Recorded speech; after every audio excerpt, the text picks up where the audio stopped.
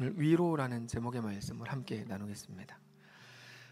오늘 본문의 시작은 바울의 회상으로 시작하는데, 바울이 그리고 그 일행이 마게도냐에 도착했을 때 세 가지 문제가 있었다. 아픔이 있었다. 먼저는 육신이 편안하지 않았고, 두 번째 밖으로 다툼이 있었고, 세 번째 안으로는 두려움이 있었다. 이렇게 5절에 그렇게 말합니다. 우리가 마게도냐에 이르렀을 때 우리가 육체가 편하지 못했고, 사방으로 환난을 당하여 밖으로는 다툼이 있었고, 그것 때문에 안으로는 두려움이 있었다. 자, 우리는 너무 편한 시대를 삽니다. 그래서 성경에 나오는 이 성도들의 고난이라는 거, 여호수아, 아브라함, 모세, 바울, 다윗, 초대교회 성도들이 겪었던 고난에 대해서 공감하거나 이해하는 게 거의 어렵습니다. 왜냐하면 지금 우리도 고통 당하고 고난 중에 있는데, 그렇죠. 근데 사실 우리의 고난과 믿음의 선배들의 고난은 좀 다릅니다. 왜냐하면 지금 시대의 고난은 대부분 상대적인 고난입니다. 다른 사람과 나를 비교해 보니까 고통스럽다, 뭐 이런 거죠. 그 사람들은 나보다 돈도 더 잘 버는데 왜 나는 이렇게 돈을 못 벌어? 이게 이제 고난이라고 이거를 말하는 거예요. 이걸 고난이라고 표현하다 보니까 성경에 나오는 성도들의 고난에 대해서 이게 완전히 다른 거다 보니까 이게 잘 공감하기도 어렵고, 왜 우리 집만 가난하고, 심지어 어떤 사람들 왜 나는 물만 먹어도 살찌는 체질이고, 이게 고난인지 모르겠어요. 이게 이 얘기를 하면서 셀 모임들 막 울면 저는 모르겠어요. 그거를 어떻게 공감을 해줘야 되는 건지. 왜 저는 체질이 이래가지고 물만 먹어도 막 살이 찌고 이러면 이게 또 참 무슨 고난이냐 싶기도 하고. 저는 30대인데 왜 이렇게 머리가 벌써부터 벗겨지고 그러니까 이런 것도 고난이라고 해야 되나? 우리 집만 좀 불행한 것 같은 느낌을 받는다고는 거죠. 그러다 보니까 성경에서 고통을 당한다라고 할 때 공감도 잘 안 되고 그렇습니다. 특별히 예수를 믿을 때 당하는 고통이라는 것 자체가 지금 시대는, 특히 지금 이 시대의 대한민국에는 거의 없습니다. 기껏해야 내가 교회 가기 싫은 거 정도. 내가 교회 가기 싫은데 주변에서 교회 가라 그러는 게 고난이라고 느껴지거나, 혹은 내가 믿음이 있는데 주변에서 날 믿음이 있다고 인정해주지 않는 것 같이 느껴져서 그게 고난이다. 그러니까 참 재미있는 것들, 재미있다고 얘기 정말 죄송합니다. 근데 재미있는 것들을 가지고 이야기하는 정도죠. 근데 우리도 사실 성경에 나오는 바울과 같은 사역자들의 고통을 똑같이 느끼는 순간이 있거든요.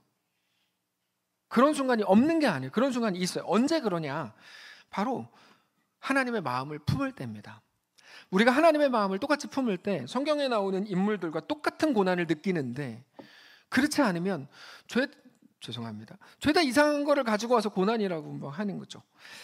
하나님의 마음과 똑같은 마음을 느낄 때는 사실 사역에 깊이 들어갈 때입니다.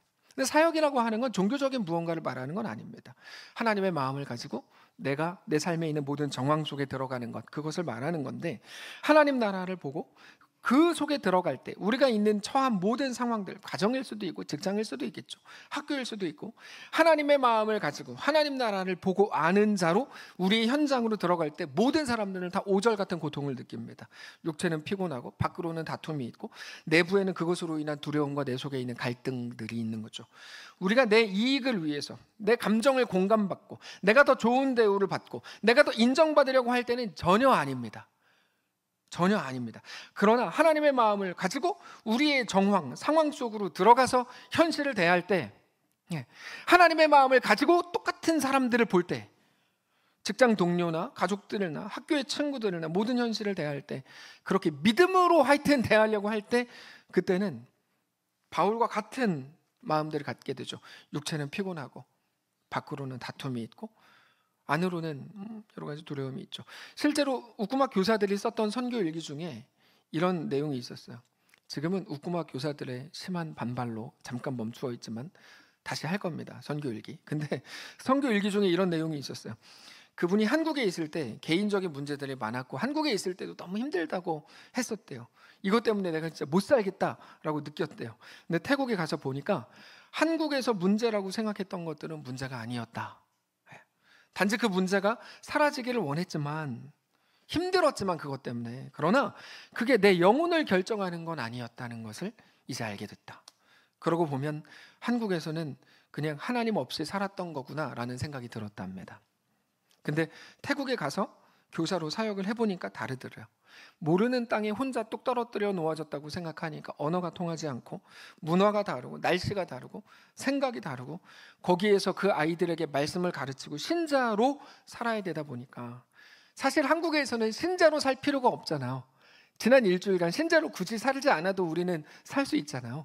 예, 그냥 뭐 먹고 살고 남들하고 똑같이 살아왔을지도 모르는데 거기서는 신자로 살아야 되다 보니까 이제 하루도 하나님의 은혜가 없이는 살아갈 수 없다는 걸 매일같이 느끼더라는 거죠. 세상은 그거를 보고 은혜 없이 살 수 없습니다라는 말을 보고 무능하다고 말합니다. 누구도 그런 꿈을 꾸지 않습니다. 나는 하나님의 은혜 없이는 살 수 없습니다라는 사람이 되고 싶어 하지 않습니다. 하나님의 은혜 없이도 사는 거를 복이라 그러죠. 예, 다 그래요. 하나님의 은혜 없이 살고 싶어요. 다. 내가 더 많이 쟁여놓은 거, 내가 건강하게 만들어 놓은 그 건강과 내가 만들어 놓은 인맥을 가지고 살고 싶어 하죠. 하나님의 오늘의 은혜로 살고 싶어 하는 사람은 진짜 거의 별로 본 적이 없습니다. 하나님께 기도하는 내용도 하나님의 은혜 없이도 살기에 이를 원하는 마음으로 그런 기도를 하지, 그렇지 않습니다. 어제 받은 은혜로 내일까지, 아니 평생을 살고 싶어 합니다. 그래서 우리가 자주 하는 기도, 이것만 해주시면 내가 평생 다른 기도하지 않겠습니다. 이게 정말 역사상 가장 웃기는 기도인데 이런 기도를 많이 하죠. 이번에 하나님 이것만 이렇게 해주시면 제가 앞으로는 하나님께 어떤 것도 구하지 않겠습니다. 이런 게 어디 있어요? 이런 그리스도인 없는 거거든요. 근데도 그렇게 하죠. 그거는 절대 하나님의 방식이 아닙니다. 하나님의 방식은 뭐냐면 그날의 은혜, 매일의 은혜로 살게 하시는 겁니다. 그게 하나님의 방식입니다. 그게 광야에서의 훈련이었죠. 하나님은 이스라엘 백성들을 광야에서 만나라는 것으로 먹이셨습니다. 만나라는 시스템 자체가 뭐냐면 그날의 양식, 그날의 은혜로 그날을 사는 겁니다. 심지어 어떤 시스템이었냐면 다음 날 것까지 챙기면 다 썩어버려요. 다음 날 걸 챙기지 못하게 만들어요. 그래서 우리는 매일 주의 은혜가 아니면 나는 살 수가 없습니다. 주의 은혜를 나에게 주십시오라고 매일같이 고백해야 합니다. 그게 제일 잘 사는 겁니다. 제일 잘 사는 거야. 근데 지금은 시대가 썩어가지고 돈 많은 걸 잘 산다고 하잖아요. 이거는 썩음의 반영이죠. 얼마나 물질이 만능주의가 됐고 물질이 전부가 됐으면 부자를 보고 잘 산다고 하고 친구가 오면 야, 저 집 잘 살아? 저 집 부자야? 이런 말인데 그건 그리스도인들이 해서는 안 되는 말입니다. 잘 사는 건 그런 게 아니죠. 잘 사는 건 돈이 많고 적음과 아무 관계없는 거고 그 사람의 상황과 아무 관계가 없는 거죠. 그가 오늘 하나님의 은혜를 구하는 사람이냐? 하나님 앞에 어떤 사람이냐? 제일 중요하죠. 그래서 우리는 매일같이 나는 은혜가 아니면 살 수 없습니다. 그게 잘 사는 겁니다. 돈이 많은 게 잘 사는 게 아니죠. 하나님의 은혜를 사모하는 게 잘 사는 겁니다. 건강한 게 잘 사는 게 아니라 오늘 하나님의 은혜를 사모하는 거, 하나님의 은혜의 한 자락을 구하는 거, 그렇게 하나님께 오늘 또다시 나아가는 게 잘 사는 거죠. 그래서 은혜로 내가 이렇게 잘 살게 됐습니다. 그 말은 자기가 자랑하고 싶어하는 마음은 알겠는데 기독교가 뭔지를 전혀 모르는 사람의 말입니다. 그거는 간증이 아닙니다. 은혜로 잘 살게 됐으면 그렇지 않아요. 그럼 뭘까요? 나는 오늘도 여전히 하나님의 은혜만을 구합니다. 이게 잘 사는 거예요. 그렇게 고백하셔야 돼요. 나는 오늘도 하나님의 은혜 없이는 살 수가 없습니다. 하나님이 주시는 좋은 것들로 사는 게 아니에요. 하나님 되심과 나의 아버지 되심으로 오늘 내가 삽니다. 여러분 좋은 부모가 뭡니까? 자식들한테 돈 많이 물려주는 게 좋은 부모입니까? 애들 망치는 부모가 되는 경우가 더 많죠. 걔가 원래는 정상이었는데 왜 그렇게 싸가지 없이 됐냐면 부모가 돈을 많이 줘서 그래요. 이런 일들이 우리나라에 엄청 많은데도 오해하잖아요. 좋은 부모는 아버지가 아버지처럼 아이를 대하는 거잖아요. 하나님과 우리와의 관계가 완전히 똑같죠. 그래서 우구마 교사들을 보면서 제가 항상 가지는 마음은 당연히 수고한다. 우리가 해야 될 일을 대표해서 감당해 주어서 고맙다라는 마음이지만 동시에 이런 말도 제가 만날 때마다 하는데 제가 이제 나쁘게 말하는 게 아니라 진심으로 존경하면서 하는 말이 야 너네가 언제 이렇게 살겠냐. 언제 이렇게 하나님 마음을 가지고 바울의 마음을 가지고 사역자의 마음으로 살겠냐? 니네 이게 복이다. 그렇게 떨어져 있는, 한국에서 떨어뜨려져 있는 것이 그들 인생의 가장 위대한 경험이라고 저 늘 말하고 그들도 늘 공감합니다.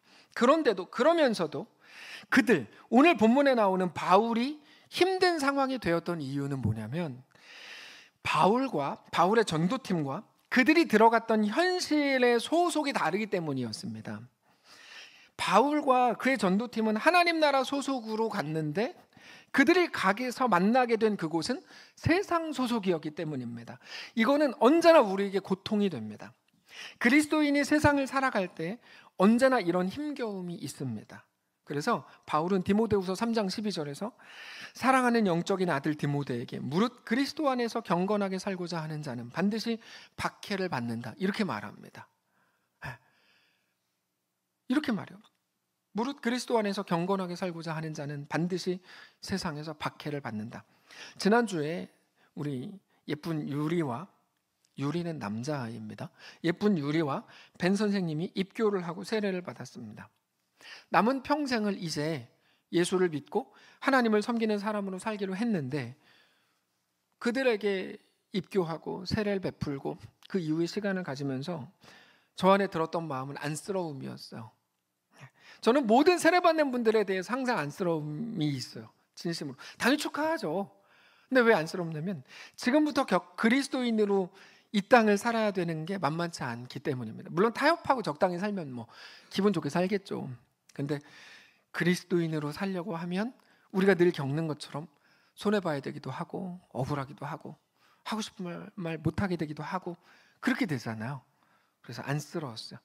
그리스도인이 세상에서 박해와 곤란한 일과 곤고한 일을 당하는 이유는 세상의 법과 하나님의 법이 다르기 때문이고 하나님을 모르는 세상이 하나님을 향해 대적하기 때문입니다. 그래서 우리는 이 땅을 사는 게 만만치 않은 겁니다. 그래서 하나님 나라 소속으로 이 땅을 살아가려고 할 때, 성경은 그래서 우리를 순례자요 나그네라고 표현하는데 우리가 이 땅을 나그네로 살아가려고 할 때, 하늘에 속한 자로 이 땅을 살아가려고 할 때, 특별히 하나님 나라의 일을 감당하려고 할 때 만만치 않은 일들이 일어나는 거죠. 그러니까 누가 실수하고 누가 잘못했고 누가 괜히 힘들게 하고 누가 미친 사람처럼 막 나한테 소리를 지르고 뒤에서 막 뒷담화하고 가재미 눈으로 날 째려보고 이런 문제가 아니고 우리가 하나님 나라 소속으로 하나님 백성으로 이 땅을, 우리 현실을, 우리 정황을 살아가려고 할 때 어쩔 수 없이 만나게 되는 상황이라는 거죠. 그래서 그게 정상인 겁니다. 그러면서 누군가처럼 하나님이 아니면 하나님 내가 하루도 살 수 없겠습니다라는 고백을 매 순간 하게 되는 거죠. 하나님의 은혜가 없으면 살 수가 없습니다. 여러분 생각해 보세요. 이 세상에 태어난 저도 마찬가지고 우리 모두가 단 한 명도 하나님을 알고 태어나지 않았어요. 모태신앙이라고 해도 모태신앙은 그냥 못하는 사람들을 모태신앙으로 하는 거야. 뭐 기도도 잘 못하고 뭐 신앙생활을 잘 안 해. 이게 모태신앙인데 모태신앙으로 태어났다고 해도 하나님을 알고 태어나지 않았어요. 모르고 태어났는데 하나님이 하나님의 방식으로 어느 순간 우리를 야 내가 너를 불렀어. 너는 내 자녀야 라고 말씀하셨고 우리는 그때부터 하나님의 은혜를 구하게 됐고 하나님 없이는 하루도 살 수 없습니다라고 고백하는 사람이 되었는데 이게 얼마나 큰 은혜입니까? 말할 수 없는 은혜잖아요. 우리가 뭐 100억을 벌면 그게 은혜입니까? 그렇지 않죠. 아니 저를 째려보셔도 저는 그렇게 말할 수 더 동의해 줄 수 없어요. 여러분 그게 어떻게 은혜입니까?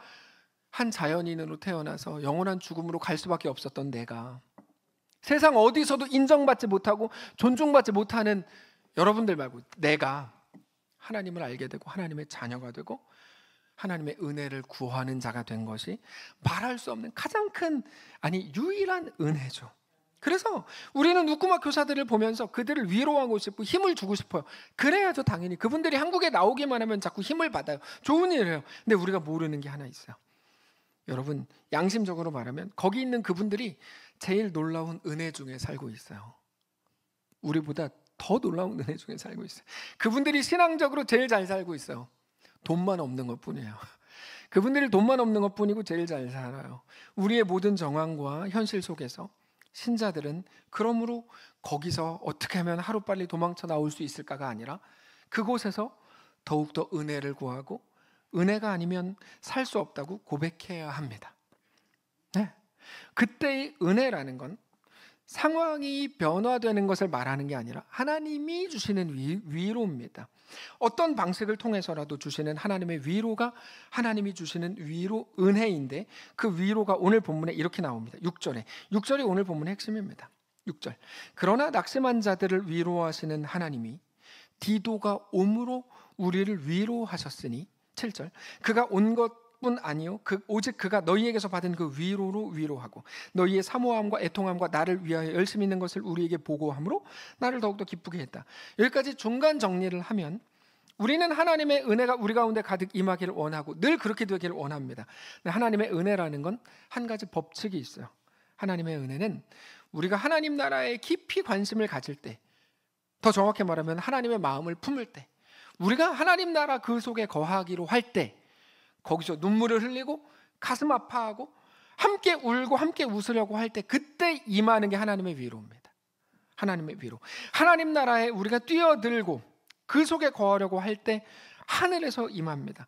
그래서 이거는 어떤 조건이나 보상이 아니라 법칙입니다. 하늘로부터 임하는 은혜라고 부르는데, 하늘로부터, 하나님께로부터 사람에게 임하죠. 누구에게? 하나님의 사람들에게.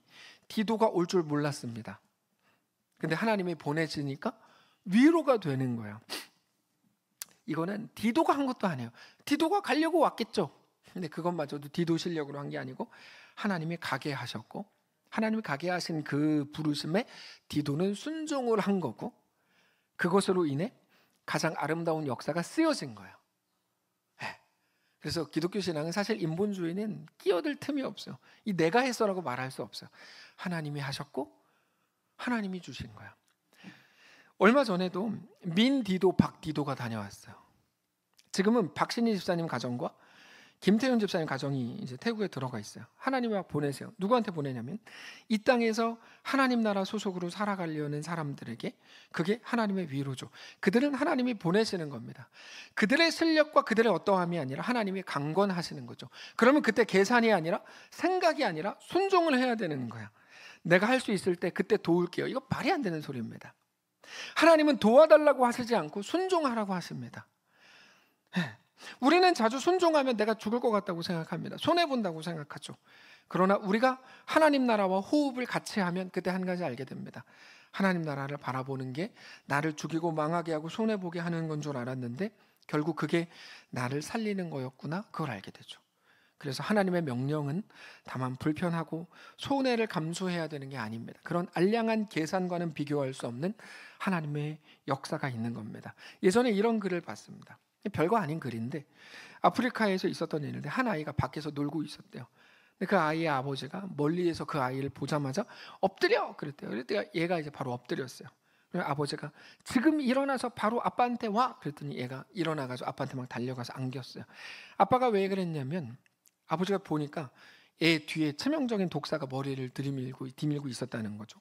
그래서 아빠가 엎드려, 그리고 나서 지금이야 달려와 라고 말한 건데, 생각해 보세요. 아이가 즉각적으로 순종하지 않고 아 왜요 또 이렇게 했다면, 엎드려, 아 왜요, 그렇게 시간을 지체했다면 아이는 위험에 빠졌을지도 몰라요.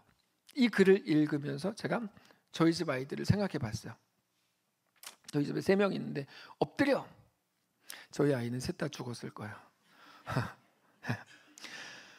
이 아이는 순종 때문에 살았어요. 그래서 그 글 마지막에 이렇게 적었어요. 순종은 이런 것이다. 순종은 당신의 생명을 구한다. 여러분, 우리가 알고 있는 거랑 반대죠.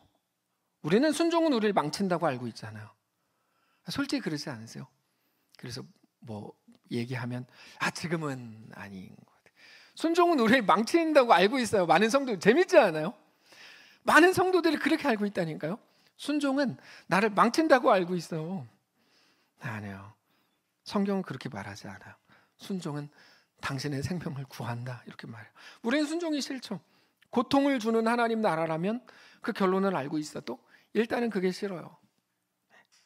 나를 못 살게 구는 못된 하나님의 나쁜 장난이라고 생각해요. 나를 못 살게 구는 못된 하나님의 나쁜 시험이라고 생각해요. 순종에 대해서. 왜 웃음이 나오지? 근데 우리는 정말 그래요. 순종에 대해서 합시다. 아이씨 왜 또 저래? 이거 꼭 씨가 꼭 들어가. 아이씨 왜 또 저래? 이렇게 생각을 하는 거죠. 그리고 제가 다가오지 않기를 많은 성도들이 바래요. 그래서 주일날 제가 어디만 가면 홍해처럼 길이 막 열리는 게 제 영적으로 보여요. 뭐 누구 만나러 가면 막 피해, 막 이렇게 피해. 뭔가 또 엄한 걸 또 뭐 할까봐 이렇게 하는 거죠. 억지로 하나님을 위해 순종하겠다고 하면서 그래서 보상을 요구할 때도 많아요. 근데 순종은 그런 게 아닙니다. 우리가 보상을 요구할 만큼 우리에게는 피해이고 하나님께만 이득인 게 아닙니다. 나보다 정말 나를 더 잘 아시고 나보다 나를 더 사랑하시는 내 하나님이 나를 살리고 일으키고 가장 기쁘고 만족하게 하고 감격하게 하는 은혜의 방편입니다. 바울이 이거를 깨달았어요. 그리고 나서 생각이 바뀝니다. 처음에는 바울도 스스로 제어하려고 그랬어요. 편지에 어려운 일들을 있는 그대로 써서 혹은 당신들이 문제가 이겁니다 막 써가지고 성도들의 마음을 근심하게 한 거, 그들의 잘못을 지적한 것들에 대해서 처음에 후회했습니다. 근데 생각하고 또 생각하다 보니까 내 머릿속에 있는 그려지는 일들만 전부가 아니구나, 하나님의 행하심이 있구나 깨닫고 나서 이제는 그게 후회가 안 되더라는 거예요. 바울이 잘했다는 게 아니라 하나님이 그 속에서도 역사하시더라는 걸 알게 됐죠. 오히려 편지를 받는 성도들이 같이 근심하면서 하나님 나라에 대해 관심을 갖게 되고 같이 고민하게 되고 같이 아파하게 되고 같이 하나님의 마음을 느끼는 거야말로 그들로 영원을 바라보게 하고 그들을 살게 하는 거라는 사실을 깨닫게 됐습니다. 8절입니다. 그게 그러므로 내가 편지로 너희를 근심하게 한 것을 처음에는 후회하였지만 지금은 후회하지 않는다. 그 이유는 그 편지가 너희로 잠시만 근심하게 한 줄 알기 때문이다. 9절 내가 지금 그러나 기뻐함은 너희로 근심하게 했기 때문이 아니라 도리어 너희가 근심함으로 회개함에 이른 까닭이라. 너희가 하나님의 뜻대로 근심하게 된 것은 우리에게서 아무 해도 받지 않게 하려 함이라. 그러면서 잠시의 근심이 영원한 하나님 나라를 보게 했다면 그거는 정말 존귀한 일 아니냐? 이렇게 말합니다. 10절 하나님의 뜻대로 하는 근심은 후회할 것이 없는 구원에 이르게 하는 회개를 이루는 것이요 세상 근심은 그저 사망을 이루는 것뿐이라. 여러분 어차피 근심합니다. 그러나 무엇으로 근심하는지가 중요합니다. 우리는 고민이 싫죠. 근심이 싫습니다. 그래서 늘 피해 다니고 하루라도 빨리 없어졌으면 좋겠지만 그러나 그 근심, 특별히 하나님 나라를 위한 근심이 우리를 어떻게 살게 하는지를 우리는 알아야 합니다. 그래서 오늘 그 근심 속으로 더 깊숙이 들어가야 합니다. 하나님의 마음을 품는 것을 근심이라고 표현한 건데 그때 우리가 알지 못한 놀라운 위로가 임하기 때문입니다. 그래서 11절에 바울이 이렇게 말해요. 보라, 하나님의 뜻대로 하게 된 이 근심이 너희를 얼마나 간절하게 하고 얼마나 변증하게 하고 얼마나 분하게도 하고 얼마나 두렵게도 하고 얼마나 사모하게 하며 얼마나 열심 있게 하고 얼마나 벌하게 하였느냐. 너희가 그 일에 대하여 일체 너희 자신을 깨끗함을 나타내었느니라. 여러분 이게 은혜입니다. 잠시의 근심이 사라지는 게 은혜가 아니고 자 주무셨던 분들 이제는 일어나십시오. 이제까지는 괜찮은데 요 한 문장만 듣고 주무십시오. 자, 이게 은혜입니다. 잠시의 근심이 사라지는 게 은혜가 아니고 잠시의 근심이 영원을 사모하게 만든 것이 은혜입니다. 은혜가 뭐냐면 정말로 이 문장만 끝나고 주무세요. 은혜가 뭐냐면 상황이 좋아지는 게 은혜가 아닙니다. 그건 상황이 좋아진 건 또 하나의 정황일 뿐입니다. 상황이 나쁜 것도 나의 정황, 하나님이 나를 부르신 그 부르심의 자리이고 상황이 좋아진 것도 은혜가 그 은혜로 부르는 게 아니에요. 은혜가 아니고 그것도 또 하나의 정황일 뿐이에요. 장사가 안 돼요. 그래요. 거기서 신앙인으로 사세요. 그게 나에게 주어진 정황이니까 오케이. 장사가 잘 돼요. 오케이. 그거는 뭡니까? 거기서 신앙인으로 사세요. 하나님이 날 부르신 정황이니까. 이게 맞는 겁니다. 은혜는 한 자연인으로 태어난 우리가 그 속에서 알 수도 없는데 하나님을 알게 되고 하나님을 만나게 되고 하나님 나라를 사모하게 되고 하나님이 내 주인이요 아버지이신 걸 정말 알게 되고 그래서 하나님을 사모하게 되고 세상 어떤 것에도 소망이 없는 줄을 깨닫게 되고 오직 하나님만 나의 소망이 하나님께만 나의 소망이 있는 줄을 알게 되는 것. 그렇게 오늘 또다시 내 영혼이 하나님을 향하게 되는 것이 은혜입니다. 상황이랑은 아무 상관없는 겁니다. 상황이 바뀌어서 은혜 받았다고요? 웃기고 있는 소리예요. 그런 게 아니라고요. 은혜는 상황이랑 아무 상관없는 거예요. 은혜는 내 영혼이 잘됨을 만났든지 잘못됨을 만났든지 하나님을 향하게 되는 거예요. 그래서 내가 버려진 고아가 아니구나, 하나님의 아버지이시구나를 알게 되는 거예요. 자, 주무십시오. 자, 지난주에 우리는, 제가 또 양심적이라서 이렇게 또 하잖아요. 자, 지난주에 우리는 벤 선생님에게 세례를 베풀었습니다. 벤 선생님이 예수를 믿고 하나님의 자녀가 되기로 한 후에 세례를 받은 일은 우리 모두를 놀라게 하고 감격할 만한 일이 맞습니다. 제가 마음 한편에 계속 있었던 생각은 감사하고 감격스러운 일이지만 혹시 우리 공동체가 사실 매력적이잖아요. 제가 볼 때는 그래요. 제가 볼 때는 여러 교회를 경험한 저로서는 우리 교회가 정말 매력적이거든요. 그러니까 여기에 소속되어 있는 건 정말 괜찮은 일이라고 생각해요. 또 외국인인데 그러다 보니까 이런 생각이 저에게도 있었어요. 예수를 믿는 건 너무 감사한 일이야.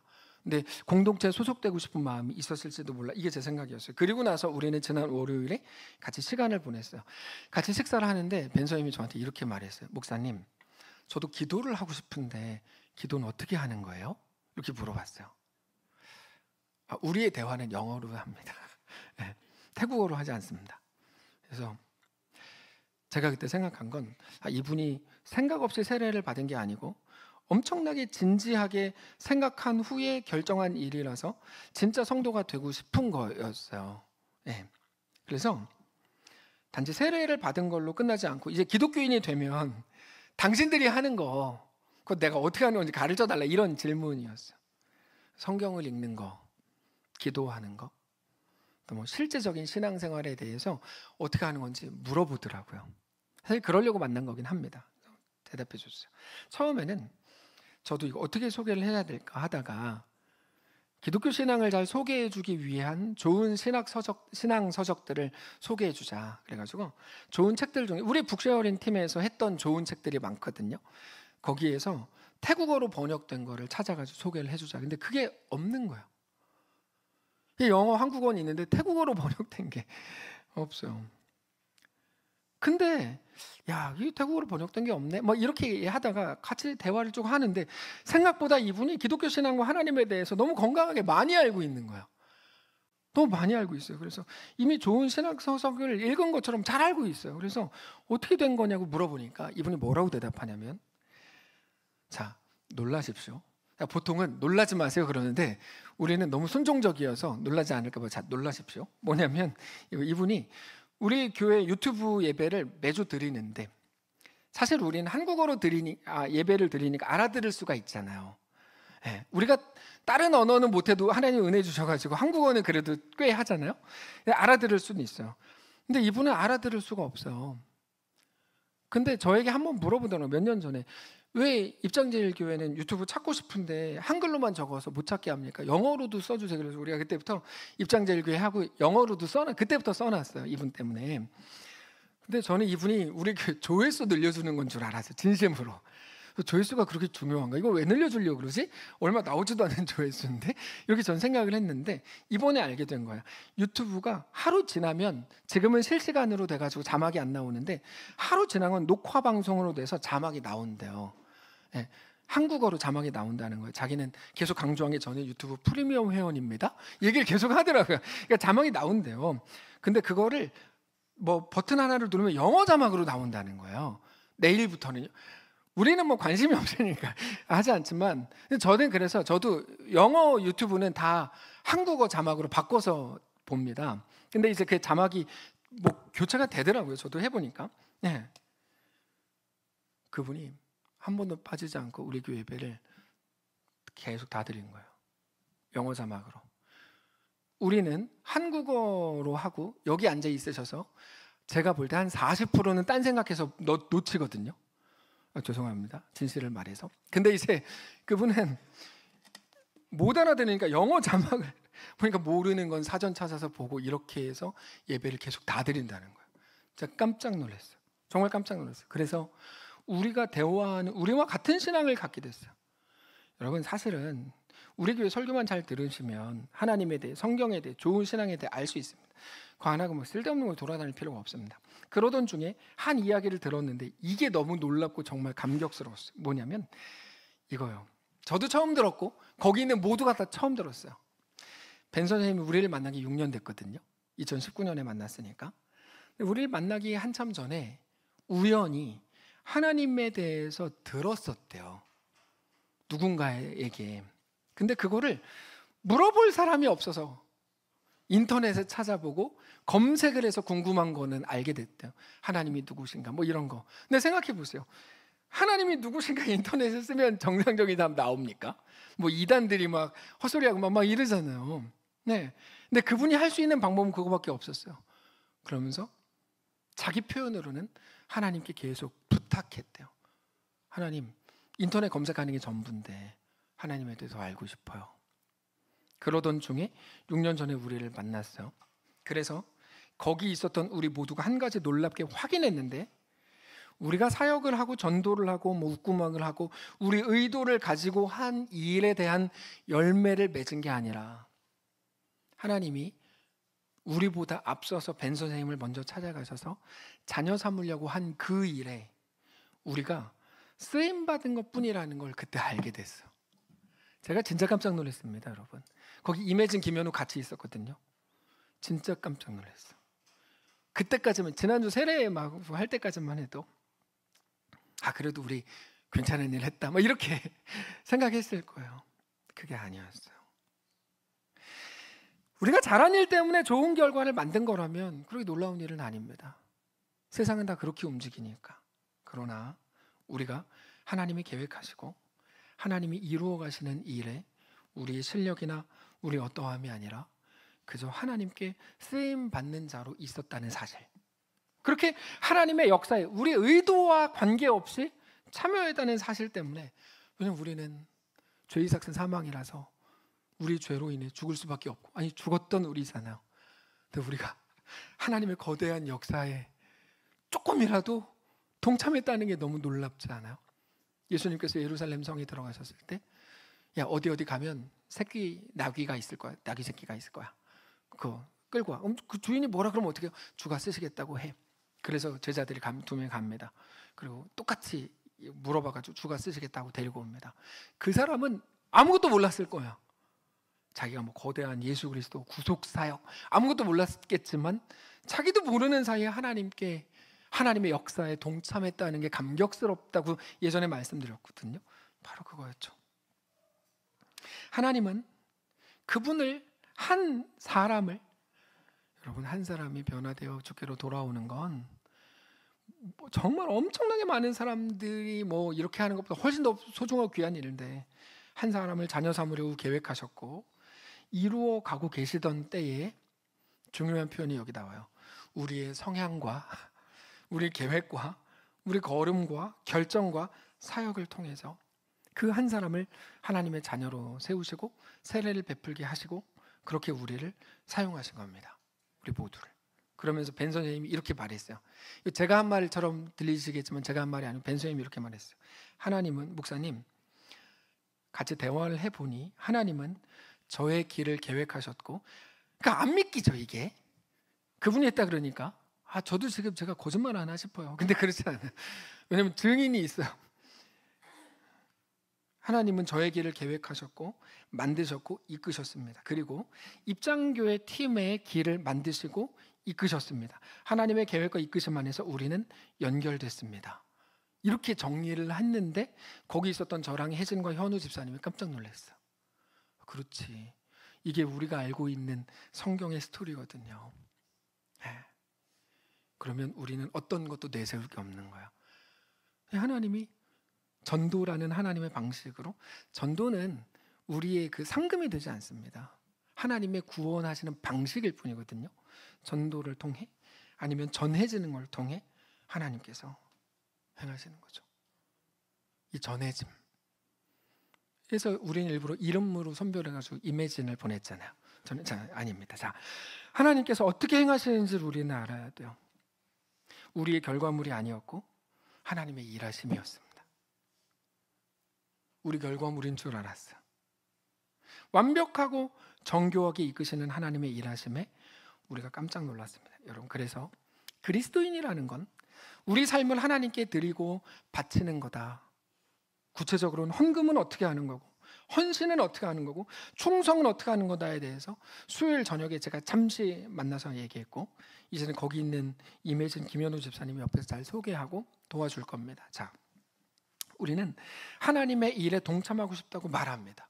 정말 동참하고 싶습니다. 근데 그건 오직 우리 삶을 조정하고 순종하는 것을 통해서만 이루어집니다. 다른 건 없습니다. 우리가 훌륭한 사람이 되어 하나님께 영광을 돌리겠다고 하는 잘못된 생각을 처음부터 버리십시오. 그건 거짓말입니다. 하나님은 그렇게 일하지 않습니다. 하나님은 우리가 있는 그 자리에서 사장이 되어야 하나님이 영광 받으시는 거 아닙니다. 근데 이상한 사람들은 그렇게 얘기하고 돌아다니더군요. 그렇지 않습니다.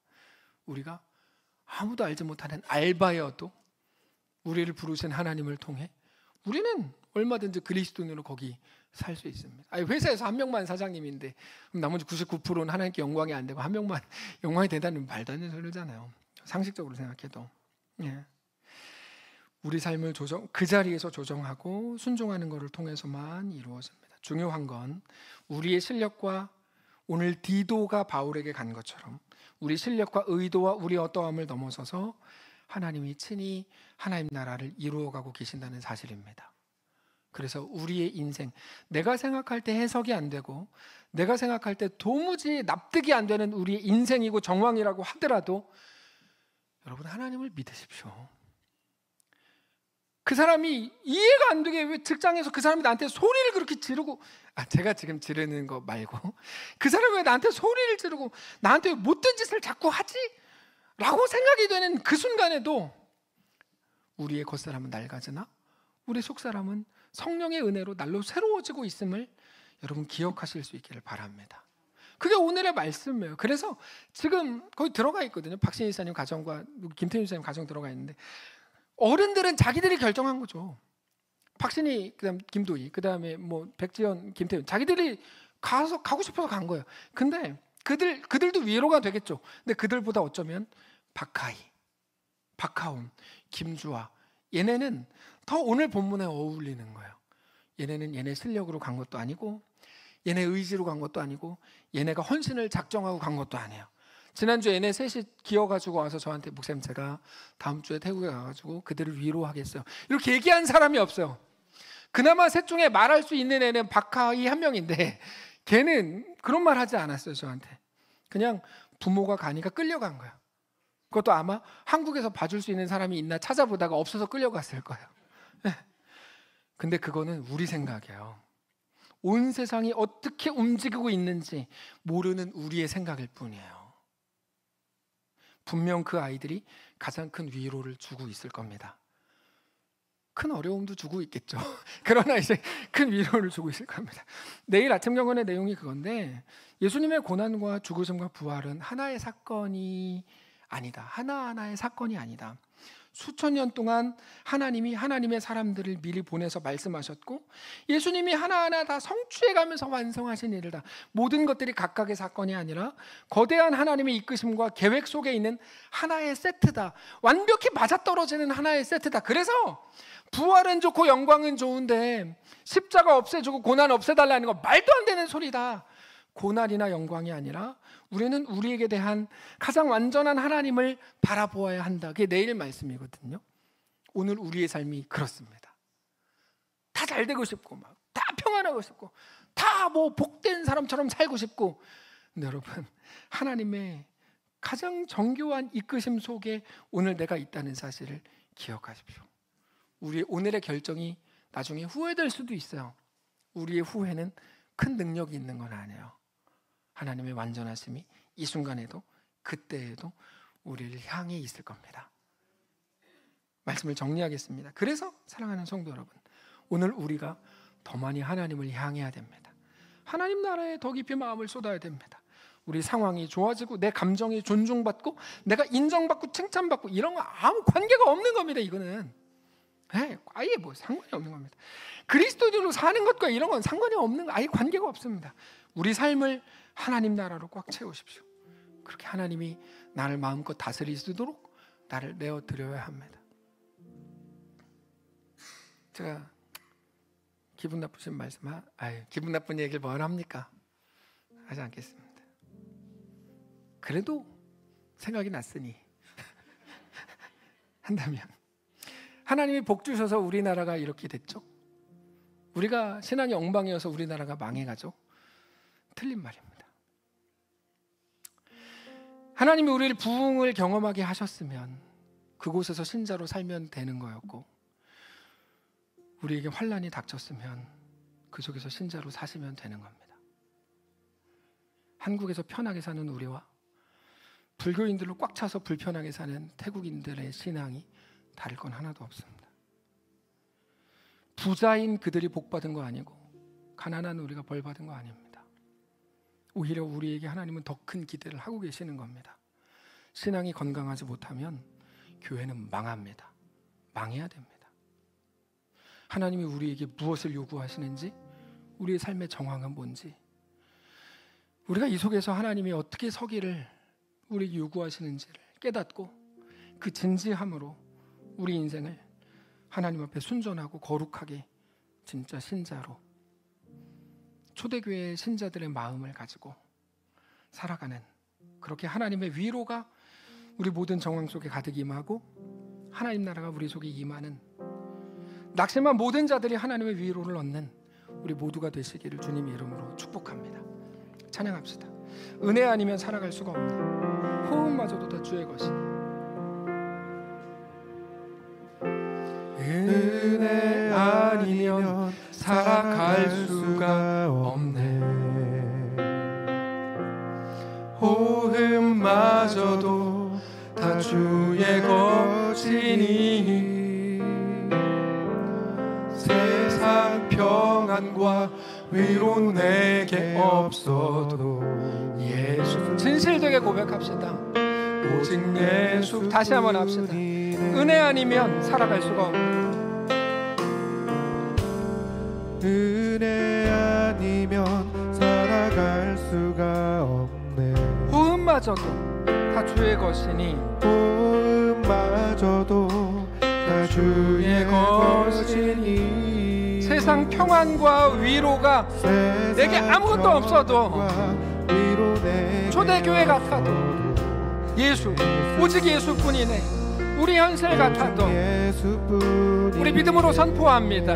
크신 계획은 다 볼 수도 없고, 크신 계획 다 볼 수도 없고, 작은 고난에 지쳐도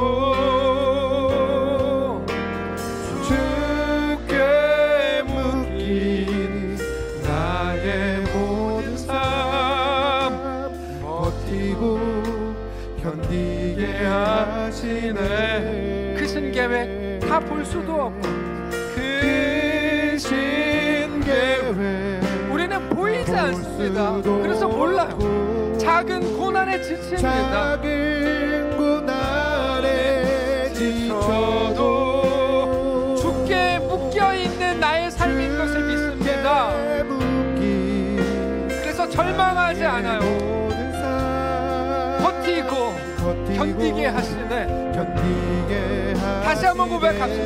크신 계획은 다 볼 수도 없고, 크신 계획 다 볼 수도 없고, 작은 고난에 지쳐도, 고난에 지쳐도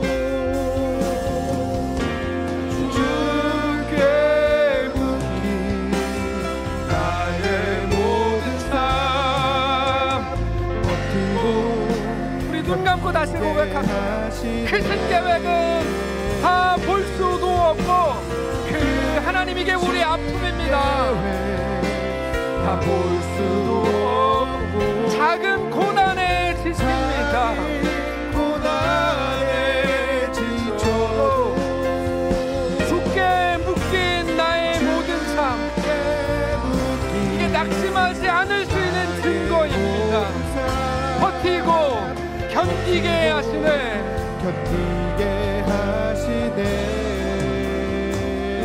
아니면 살아갈 수가 없네.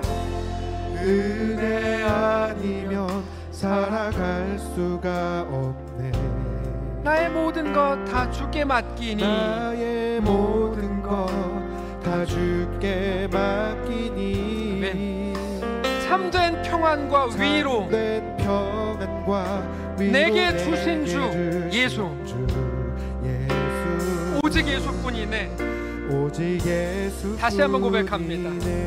은혜 아니면 살아갈 수가 없네. 은혜 아니면 살아갈 수가 없네. 나의 모든 것 다 주께 맡기니, 나의 모든 것 다 주께 맡기니. 참된 평안과 위로를 내게 주신 주 예수, 평안과 위로 내게 주신 주 예수. 오직 예수뿐이네. 오직 예수뿐이네. 오직 예수뿐이네. 오직 예수뿐이네. 다시 한번 오직 예수뿐이네. 오직 예수뿐이네. 하나님, 이 고백이 그렇게 어렵습니다. 오직 예수뿐입니다. 이게 안 나옵니다. 크신 계획이 안 보인다고 소리는 지르고 작은 고난에 지칩니다. 하나님 망하게 생겼습니다. 다 끝났습니다. 죽었습니다. 그 말은 막 쉽게 나오는데 오직 예수뿐입니다. 그 말이 안 나옵니다. 지금 이 시대 대한민국의 아픔은 바로 그겁니다. 오직 예수뿐이네. 그 말이 안 나오는 가정과 시대와 직장과 사업장과 나라를 우리가 삽니다. 사탄에게 다 잠식당해서이겠죠. 하나님 우리를 불쌍히 여기셔서 오직 예수뿐입니다. 오직 주님이 전부입니다. 크신 계획은 보이지 않고 작은 고난에 지쳐가지만 겉사람은 날로 낡아지지만 오직 예수뿐입니다. 이 못나고 모두에게 버려지고 관심조차 주지 않고 인정받지 못하는 나이지만 내가 하나님을 알게 하고 하나님을 믿는 주의 자녀가 되게 하심에 감사합니다. 그 감격이 우리 인생 속에 넘쳐나는, 다 꺼져가는 신앙의 암흑 이 시대 한가운데에서 그 속에서도 사막 한가운데 꽃이 피어나고 죽음 속에 부활이 피어나는 놀라운 주의 백성들의 삶이 다 되게 하시옵소서. 우리 주인 되신 살아계신 우리 주 예수님의 이름으로 기도합니다. 아멘. 이제는 우리 구주 예수 그리스도의 은혜와 하나님 아버지의 다함없는 사랑과 성령의 교통인도 역사 위로 함께 하심의 은사가 이 시간 주를 바라보며 예수 안에 허락된 그 길을 믿음으로 담대히 걷기를 소원한 사랑하는 모든 성도들 머리머리 위에와 그들의 가정과 자녀들과 직장과 생업과 사랑하는 이 교회 위에 이제로부터 영원까지 함께 계실지어다. 아멘.